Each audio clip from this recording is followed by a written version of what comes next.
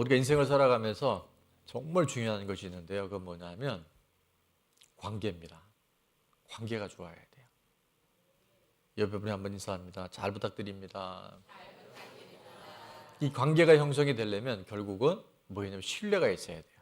우리가 성경을 깊이 묵상하다 보면 또 이 구속사 안에 들어가서 새롭게 말씀을 우리가 깨닫다 보면 사람은 사실 신뢰의 대상은 아니에요. 믿는 도끼에 이런 속담 우리가 너무 잘 알죠. 다만 사람은 우리가 신뢰의 믿음의 대상이 아니라 섬김의 대상이고 사랑의 대상이에요. 그래서 우리가 사람을 신뢰하면 때로 너무 많이 실망할 수 있어요. 대신 우리가 사랑하고 섬길 때 하나님의 나라가 이루어진 줄 믿습니다. 그런데 말입니다. 여러분, 정말 중요한 건 사람은 신뢰의 대상이 아니지만 누구는 하나님은 꼭 신뢰해야 돼요. 하나님의 말씀은 반드시 이루어집니다. 그래서 믿음은 결국 뭐냐면 하나님을 신뢰하는 것인데, 하나님이 오늘 말씀하시면 반드시 이루어질 것을 내가 믿고 반응하고 살아갈 때 정말 그런 일들이, 그런 변화들이 일어날 줄로 믿습니다. 오늘 그 엄청난 변화산에서의 기적적인 체험을 했던 제자들이 이제 예수님과 함께 내려올 때 여전히 삶의 아픈 문제, 정말 자녀의 문제로 인해서 고통스러운 아버지를 만나게 돼요. 자, 그때 이 사건 앞에 예수님은 진짜 믿음이 뭔지, 우리가 산을 옮길 만한 믿음이 뭔지를 오늘 본문을 통해서 말씀하시는데요. 첫 번째, 산을 옮기는 믿음은 1, 다 같이 읽습니다. 실체가 드러나야 하고 과정을 거쳐야 합니다. 오늘 14절부터 16절에 보니까 여기서 그들은 누구냐면 예수님과 세 제자가 그들이에요. 자, 무리에게 이름에 한 사람이 예수께 와서 꿇어 엎드려 이르되, 15절입니다. 주여, 내 아들을 불쌍히 여기소서. 그가 간질로 심히 고생하여 자주 불에도 넘어지며 물에도 넘어지는지라. 16절 다 같이요. 내가 주의 제자들에게 데리고 왔으나 능히 고치지 못하더이다. 우리 본문에는 보면 15절에 간질이라고 되어 있는데, 마가복음 9장에 보면 이것이 간질이 아니라 정확하게 마가가 기록한 것을 17절에 보니까 무리 중에 하나가 대답하되, 선생님, 말 못하게 하는 뭐가 들었다 했어요? 귀신 들린 내 아들, 이렇게 이야기를 해요. 18절에도 보니까 귀신이 어디서든지 그를 잡으면 거꾸러져 거품을 흘리며 이를 갈며 그리고 파리해지는지라. 내가 선생님의 제자들에게 내쫓아 달라 하였으나 그들이 능히 하지 못하더이다. 자, 우리가 이 얘기만 들으면 제자들이라고 다 할 수 있을까? 우리가 이렇게 생각할 수 있어요. 근데 우리 하나님은 내가 할 수 없는 일을 절대 맡기지 않으셔요. 나는 못할 것 같은데 하나님께서 그 일을 명령하셨다고 한다면 우리는 영적으로 빨리 깨달아야 돼요. 아하, 하나님이 하시겠구나. 자, 그런데 마태복음 10장에 보면, 오늘 우리가 17장을 보고 있는 10장에 보면 여러 차례 제가 말씀드렸잖아요. 예수께서 그의 12제자를 부르사 뭐라고 권능을 주셨냐면, 첫 번째, 더러운 귀신을 쫓아낼 수 있는 뭘 주셨어요? 권능을 주셨어요. 모든 병, 모든 약한 것을 고치는 권능을 주셨어요. 그리고 실제 그들은 이런 사역을 많이 했어요. 근데 오늘 이 대목에 와서 딱 문제가 생긴 거예요. 왜 그랬을까? 믿음이 없었어. 똑같은 얘기의 반복인 것 같은데 오늘 말씀 안에는 이 믿음의 단계가 있다는 걸 우리가 발견할 수 있어요. 자, 17절에 보니까 예수님께서 대답하여 이르시되 뭐가 없고? 자, 믿음이 없어요. 또 하나는 무슨 세대? 패역한 세대. 이 패역을 원어에 찾아보면 삐뚤어진, 뒤틀린 그런 세대, 그런 이 세상과 너희가 하나다라고 얘기를 해요. 내가 얼마나 너희와 함께 있으며 얼마나 너희에게 참으리요 그를 이리로 데려오라 하시니라 하고, 자, 18절에 다 같이 읽습니다. 이에 예수께서 꾸짖으시니 귀신이 나가고 아이가 그때부터 나으니라. 우리는 이 사건을 통해서 정말 산을 옮길 만한 믿음이 되려면요, 첫 번째는 따라서 믿음이 없이는 아무것도 할 수 없습니다. 다른 말로 하면 나는 아무것도 할 수 없는 거예요. 믿음은 내가 하는 것이 아니라 하나님이 하신다는 신앙 고백이 바로 믿음이라는 거예요. 철저히 하나님의 일하심 능력을 믿고 예수님의 이름으로 우리가 그 권세를 사용할 때 실제 영적 지각이 변동이 되는 줄로 믿습니다. 또 하나는 과정이 있어요. 마태복음 10장에 이미 그 권능을 받고 실제 사역에서 많은 현장의 그 일들이 났음에도 불구하고 지금처럼 되다가 안 될 때가 있어요. 옆에 분에게 되다가 안 될 때가 있습니다. 자, 그래서 우리는 이 과정이 필요하고 또 여러 가지 사건들이 필요해요. 한 가지 더 우리가 기억한다면 따라서 귀신은 두려워할 대상이 아니라 꾸짖어야 할 대상입니다. 그러니까 여러분이 이걸 부인하면 안 되는 것이 내 안에 뭔가 이상한 기류가 오거나 내가 섬기는 아이들 안에 뭐가 있으면 분별해 봐야 돼요. 그리고 우리는 사용해 봐야 돼요. 예수님의 이름으로 내 안에 혹은 누구 안에 하나님께로부터 하는 모든 것들은 거기에 매이지 말고 거기에 묶이지 말고 두려워하지 말고 뭐 해라? 꾸짖으세요. 예수님의 이름으로 떠나갈지어다. 그럼 뭔가 변화가 일어나요. 근데 이걸 임상을 많이 본 사람은요, 영적으로 뭔가 다른 걸 알아요. 예수님의 이름으로. 내가 하는 게 아니에요. 오늘 지금 예수님께서 정확하게 이 간질이라고 했는데 이것이 뭐예요? 귀신이 들어와서 말 못하게 하고 못 듣게 하고 갑자기 뒤집어지고. 근데 예수님이 꾸짖으니까 귀신이 떠나가고 아이가 그 즉시 나았다라고 말씀하세요. 종교와 신앙의 차이가 뭐냐면 종교는 말입니다. 종교는 내가 하나님을 찾아가는 거예요. 내가 하나님을 내 삶 가운데 현실화시키기 위해서 노력하는 게 그게 뭐라고요? 종교예요. 그런데 신앙은 뭐냐면 하나님이 우리를 찾아오시는 거예요. 하나님이 우리를 만나주시는 거예요. 똑같은 이야기 같은데 이게 바로 코페르니쿠스적의 완전한 차이가 있다는 거예요. 천동설이 맞아요? 지동설이 맞아요? 태양이 지구를 중심으로 도는 게 천동설이에요. 근데 지동설은 지구가 태양을 중심으로 도는 거예요. 종교는 하나님이 나를 위해 존재하는 거예요. 신앙은 내가 하나님 중심의 삶을 살아가는 거예요. 이게 완전히 다릅니다. 내가 하나님을 하는 것이 종교입니다. 그러나 신앙은 하나님이 따라서 할 거예요. 하나님이 나를 통해서 일하십니다. 이 차이는 간발의 차이인 것 같은데 천지 차이인 거예요. 내가 하나님 일을 하는 것은 뭐라고? 이게 종교예요. 그런데 신앙은 하나님이 나를 찾아오셔서 나를 통해서 하나님 살아계심이 증거되고 드러나는 것이 뭐라고요? 바로 신앙이고 믿음이라는 거예요. 이 믿음이 없이는 됐다가 안 됐다 해요. 할렐루야. 내가 하면 힘들지만 주가 하시면 감당할 힘을 주십니다. 여러분 어떤 일이 또 우리가 맡겨진 사명이 사역들이 꼬일 때 잘 안 될 때 우리는 또 하나 기억해야 돼요. 아, 내 믿음의 실체가 드러나는구나. 지금 이 제자들이 자기 힘으로 내가 전에도 했으니까 또 한번 해보자 하고 딱 이렇게 시도할 때 귀신이 안 나가는 거예요. 삶의 변화가 없는 거예요. 그때 우리는 기억해야 할 것이 있어요. 내가 하나님께서 맡겨준 일을 하려 할 때 잘 안 되고 뭔가 일이 자꾸 아까처럼 비틀어지면 내 믿음의 실체가 드러나는 것에 대해서 여러분 인정하고 감사할 수 있기를 바랍니다. 그리고 내가 하고 있는지 주님이 나를 통해서 하고 있는지 우리는 점검해 볼 수 있는 너무 좋은 기회예요. 산을 옮기는 믿음이 되려면 여러분 하루아침에 되는 것이 아니라 저는 이 9명의 제자들이 너무 좋은 본보기를 우리한테 보여주는 것 같아요. 시간이 필요하고 여러 가지 사건들이 필요해요. 아이들이 이 걸음마를 배울 때 몇 번 넘어졌다 그랬어요? 평균 3,000번 정도 넘어진대요. 여러분 우리가 걷기 위해서는 잘 넘어져야 돼요. 그 넘어짐을 통해서 오늘 우리가 걷게 되는 거예요.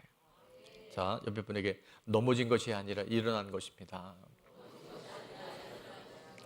잠언 24장 16절에 보면 의인은 7번 넘어져도 다시 일어나요. 악인은 재앙을 만나면 완전히 엎드러져요. 내가 하면 우리는 널브러져 버려요. 못해, 안 돼, 끝났어. 근데 의인은 내가 하는 게 아니라 하나님이 하시면 넘어지죠. 7번이나 넘어져요. 창피해요. 근데 악인은 어려움을 만나고 재앙을 만나면 완전히 엎드러져요. 산을 옮기는 믿음은 누가 하는지 실체가 드러나야 하고 과정을 거쳐 성장합니다. 여러분 이걸 잘 견디시고 또 잘 이겨내야 돼요. 자, 적용 질문입니다. 첫 번째, 내가 하나님 일을 하고 있나요? 하나님이 나를 통해 일하시고 있나요? 특별히 우리 일부에는 우리 섬기는 분들이 많기 때문에 이거 항상 점검하셔야 돼요. 또 중보기도 나가야 돼. 또 전도하러 나가야 돼. 내가 하니까.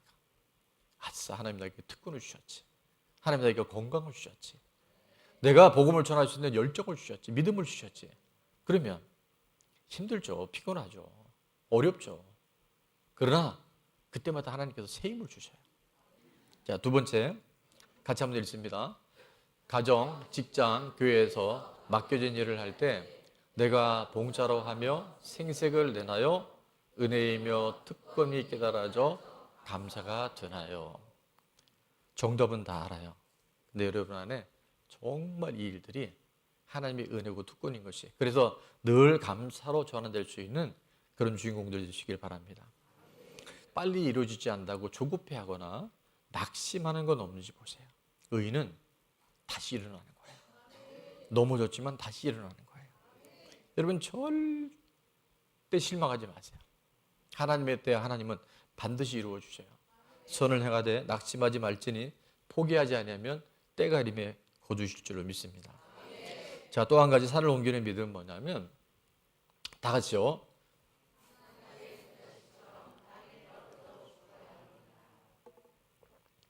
오늘 19절과 20절에 보니까 이때 제자들이 조용히 예수께 나와 이르되 우리는 어찌하여 쫓아내지 못하였나이까.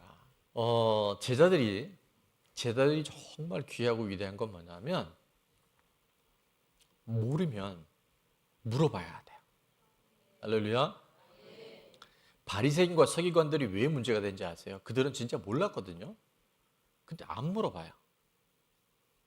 자, 옆에 분에게 모르면 물어보면 됩니다. 제자들이 진솔하게 좀 창피하지만 근데도 와서 조용히 물어봤어요. 자, 20절에 예수님이 이렇게 말씀하시죠. 다 같이요. 이르시되 너희 믿음이 작은 까닭이니라. 진실로 너희에게 이르노니 만일 너희에게 믿음이 겨자씨 한 알만큼만 있어도 이 산을 명하여 여기서 저기로 옮겨지라 하면 옮겨질 것이요 또 너희가 없으리라. 아멘. 자, 믿음이 작다라고 말씀하시면서 너에게 믿음이 뭐만큼 있으면 겨자씨 한 알만큼만 있어도 산을 옮길 수 있는 믿음, 못할 일이 없는 믿음에 그런 역사들이 있을 것이다 라고 말씀해 주셔요. 교만한 사람은 잘 안 물어봐요. 근데 겸손한 사람은 내가 잘 모르지, 내가 다 알지는 않지, 그런 사람은 물어봐요. 자, 교만한 사람은 안 물어보고 겸손한 사람은 물어봅니다.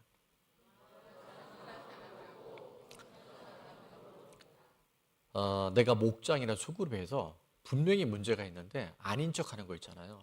조심하셔야 돼요. 아프면 아프다고 얘기할 수 있어야 되고 내가 모르면 모른다고, 그래서 도움이 필요하다고. 이 귀신 들린 아들의 아버지가요, 놀랍게 이거를 지금 주님 앞에 가져왔던 거고, 또 하나는 제 아들이 지금 예수님께 그걸 여쭤봐요. 왜 우리는 안 됐습니까? 우리는 왜 못했습니까? 라고 물어볼 때 주님은 이제 그 믿음의 실체가 무엇인지를 말씀해 주시는 거예요.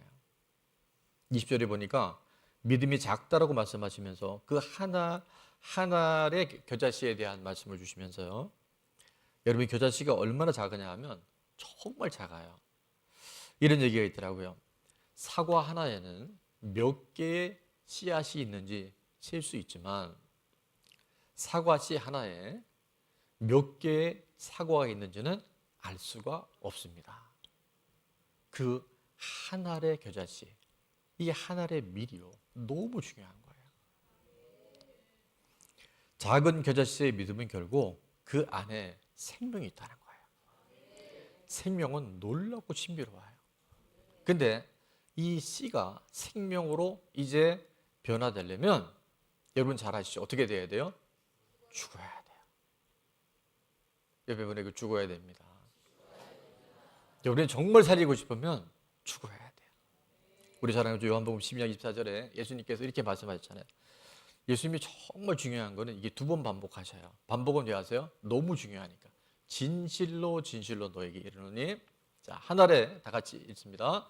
한 알의 밀이 땅에 떨어져 죽지 아니하면 한 알 그대로 있고 죽으면 많은 열매를 맺느니라. 그 생명이 잉태되어지고 살아나려면요, 반드시 땅에 떨어져 죽어야 하고 썩어져야 합니다. 땅에 떨어진다고 하는 것은 말 그대로 떨어지는 거예요. 자기 존재 자체가 부인되어지는 거예요. 그리고 죽고 썩어질 때 비로소 살아나요. 예수님은 예수님을 따라오려면 우리가 2주 전에 함께 말씀드렸지만 16장 24절에 보면 마태복음, 이에 예수께서 제자들에게 이르시되 누구든지 나를 따라오려든 첫 번째 자기를 부인하고 두 번째 자기 십자가를 지고 따라오라 했어요. 자기 부인은 뭐냐면 어떤 상황에서도 변명하지 않아요. 합리화시키지 않아요. 탓하지 않아요. 그것이 나의 민낯이고 실상이라는 것을 인정하는 사람. 그리고 정말 하나님은 언제나 옳고 있어야 할 일이 있는 것을 인정하는 사람이 자기 부인을 잘하는 사람이에요. 내 문제를 솔직하게 오픈할 수 있는 사람, 그리고 그것이 죄였음을 고백하는 사람을 통해서, 자기 부인하는 사람을 통해서 생명들은 살아나게 되는 줄로 믿습니다. 그리고 자기 십자가를 진다는 것은 수치와 조롱을 잘 당하는 거예요. 때로는 내가 왜 이런 어려움을 겪지 하면서도 그것이 구원의 역사가 이르고 나의 영혼과 사랑하는 가족과 이웃들의 영혼 구원이라면 십자가에 잘 매달려 있는 것, 잘 견디는 것, 그것이 바로 십자가를 지고 따르는 것인 줄 믿습니다. 자, 그런데 제자들의 이제 실상이 어디서 드러나냐면 오늘 본문에 보니까 제자들은 여전히 이 십자가에 대해서, 고난에 대해서, 수치와 조롱에 대해서는 굉장히 무언가 없어야 될 일인 것처럼 22절과 23절에 갈릴리에 모일 때 예수께서 제자들에게 또 이르십니다. 인자가 장차 사람들의 손에 넘겨져, 23절은 다 같이 있습니다. 죽임을 당하고 제3일에 살아나리라 하시니 제자들이 매우 근심하더라. 왜 근심했냐면 이 죽음, 십자가, 고난 얘기만 들어도요 너무 힘든 거예요. 지금 제자들은 결국 뭘 쫓아온지 아세요? 기복신앙인 거예요. 여전히 성공인 거예요. 여전히 무속신앙인 거예요. 예수님이 지금 사명이 뭔지 관계없어요. 그냥 잘 먹고 잘 살고 성공하고 세상에 나를 드러내는 것, 이게 제자들이 갖고 있으니까 지금 예수님의 십자가만 얘기해도요 그들은 근심이 들어오는 거예요. 그런데 예수님이 지금 십자가를 말씀하시는 게 아니라 십자가 사명인 건 맞는데, 자, 죽임을 당하고 그 다음에 뭐예요? 제3일에 살아나는 거예요. 살아나는 거예요. 살아나는 것이 예수님이 이 땅에 오신 목적이고, 살아나기 위해서는 십자가를 져야 돼요. 근데 살아나는 것에만 관심 있고 십자가를 안 지니까 오늘 이런 일들이 우리 가운데 반복되고 있다는 거예요. 십자가를 질 때 부활의 주인공이 됩니다. 여러분, 십자가 없는 부활은 없어요. 오늘 여러분 안에 아직도 부활이 실제가 안 된 사람들은 내가 십자가를 보면 근심이 오고 십자가만 보면 피해가고 있고 내게 왜 이런 일, 이런 사람을 만났는가에 대해서 끊임없이 공회전될 때 우리는 십자가를 지지 못해요. 그러면 부활이 뭔지 몰라요. 생명이 뭔지 몰라요. 하나님의 나라가 뭔지 머리로만 알아요. 하늘의 밀이 땅에 떨어져 죽음으로 많은 생명이 살아나는 줄로 믿습니다. 요한복음 12장에 내가 진실로 진실로 너에게 이르노니 한 알의 밀이 땅에 떨어져 죽지 아니하면 한 알 그대로 있지만 죽으면, 썩으면 많은 생명이 살아나게 될 줄로 믿습니다. 산을 옮기는 믿음은 한 알의 겨자씨처럼 땅에 떨어져 뭐 해야 된다고요? 죽어야 합니다. 나의 힘듦을 보느라 아이의 아픔을 보지 못한 것이 죄였습니다. 여러분, 오늘 이런 일들이 얼마나 많은지 몰라요. 나는 여전히 땅에 떨어지는 거 싫어해요. 나는 여전히 죽는 거 싫어해요. 나는 여전히 썩는 거 싫어해요. 그러니까 지금 나의 힘듦만 보이는 거예요. 나의 어려움만 보이는 거예요. 그래서 지금 내 아이의 아픔이 뭔지, 나의 힘듦 때문에 내 아내가 얼마나 힘들어하는지 안 보여요. 내 남편이 얼마나 외로워하는지 몰라요. 여러분, 이게 오늘 우리 안에 먼 날에 이웃 얘기 아니에요. 적용 질문입니다. 내가 한 알이 겨자씨가 되어 땅에 떨어져 죽는 것이 사명임이 인정되십니까? 자, 두 번째는 다 같이 읽습니다. 나의 힘듦을 보느라 미처 보지 못하는 가족이나 이웃은 누구이며 어떻게 섬기겠습니까? 복음을 전해야 할 대상은 누구입니까? 자, 마지막 한 가지만 더 보면 산을 옮기는 믿음은 작은 일에도 책임을 다해야 합니다. 24절과 25절을 보니까 가버나움에 또 이르되 반세계를 받는 자들이 베드로에게 나와 이르되 너희 선생은 반세계를 내지 아니하느냐? 25절에 베드로가 굉장히 뭔가 텐션이 걸린 것 같아. 이르되 내신다. 그리고 집에 들어가니 예수께서 먼저 이르시되, 알고 계셨던 것이, 시몬아 네 생각은 어떠하냐? 세상 임금들이 누구에게 관세와 국세를 받느냐? 자기 아들에게냐 타인에게냐? 옛날 왕들은요, 왕은 모든 걸 다 하고 있었기 때문에 왕의 왕족들은 세금을 냈을까요? 안 냈을까요? 안 냈어요. 자, 그래서 베드로가 이렇게 얘기합니다. 타인에게입니다. 왕의 자녀들, 왕족들은 내지 않습니다. 백성들만 냅니다. 이렇게 한 거예요. 그래서 예수께서 그렇다면 아들들은 세를 면하리라. 예수님이 하나님의 아들이잖아요. 온 천지 만물의 주인이시잖아요. 그러니까 예수님이 그 내실 사실 엄밀한 의미에서는 내실 필요가 없었던 거예요. 그러나 예수님이 뭐라고 말씀하시고 뭐라고 실제 이 일을 의무를 하셨냐면 27절입니다. 다 같이요. 그러나 우리가 그들이 실족하지 않게 하기 위하여 네가 바다에 가서 낚시를 던져 먼저 오르는 고기를 가져 입을 열면 돈 한 세겔을 얻을 것이니 가져다가 나와 너를 위하여 주라 하시니라. 아멘. 이런 물고기 나도 잡고 싶어요. 딱 던졌더니 고기 하나가 딱 올 텐데 입을 열면 지금 반세겔이면 적지 않은 금액이에요. 근데 한 세겔이 나와요. 왜냐하면 하나는 베드로 네 것, 하나는 예수님 것.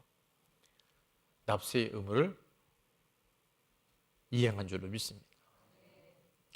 자, 우리가 산을 옮길 만한 믿음은요, 작은 일이지만 오늘 내가 해야 할 일, 나에게 맡겨진 일을 작은 것이라도요 최선을 다해서 감당하는 것입니다. 저도 먹는 걸 되게 좋아합니다. 음식을 좋아해요. 여러분 얘기했지만 별로 밥맛이 없을 때 저희 어머니가 저하고 밥을 먹으면 너무 맛있대요. 근데 이제 이게 음식이 왜 문제가 되냐면 뭐로 가면 되냐면 탐식으로 가면 안 돼요. 정신줄을 놔버리면 안 돼요. 다른 것들을 할 게 너무 많고 중요하고 내 몸도 소중한데 마구 먹는 거예요. 그래서 우리는 이 탐식이, 식탐이 이제 탐심으로 가면 우상숭배가 되는 거예요. 그래서 우리 지난번에 얘기했잖아요. 과외는 야간에 하는 편이다. 5가지 아까 얘기했죠. 뭐였었어요?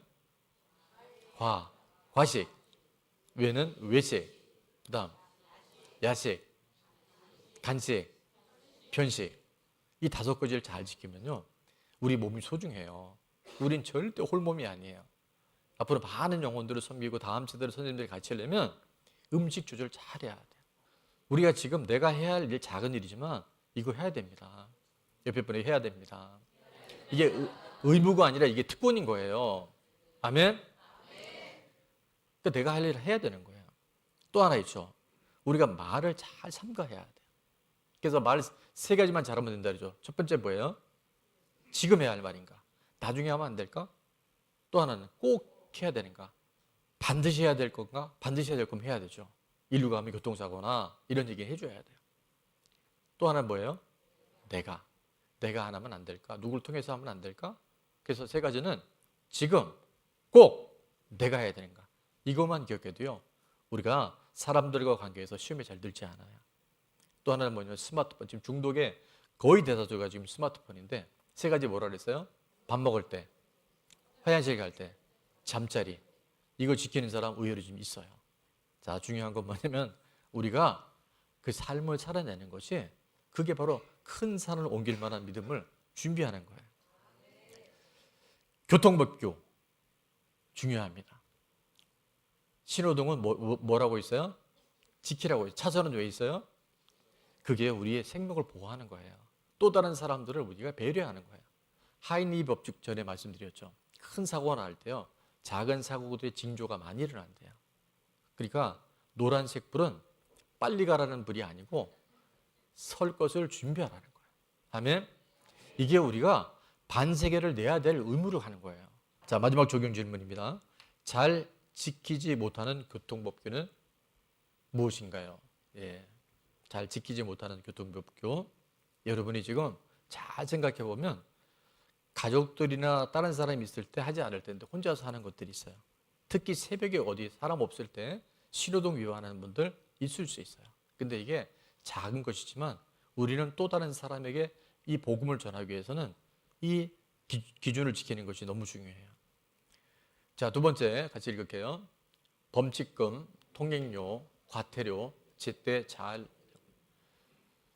제가 어떤 분 보니까 계속 과태료가 쌓여요. 볼래서 본 게 아니라 자랑을 하더라고요. 자기는 차 팔 때 이거 다 갈 걸 그래요. 근데 이런 건 좋은 게 아니에요. 제때 내야 할 것 내는 거. 그리고 가산금 이런 거 내지 않아야 돼요. 제때 내세요. 중독 현상에서 벗어나기 위해 무엇을 결단하고 신청할 거예요. 여러분 음식 조절 잘 하시고요. 그 다음에 스마트폰 조절 잘 하시고요. 그 다음에 이 말에 대해서 절제해야 돼요. 그럴 때 하나님의 나라가 이룰 줄 믿습니다. 자, 선을 옮기는 믿음. 첫 번째요. 실체가 드러나야 하고 과정을 거쳐야 합니다. 두 번째, 하늘의 겨자씨처럼 땅에 떨어져 죽어야 합니다. 세 번째, 작은 일에도 책임을 다해야 합니다.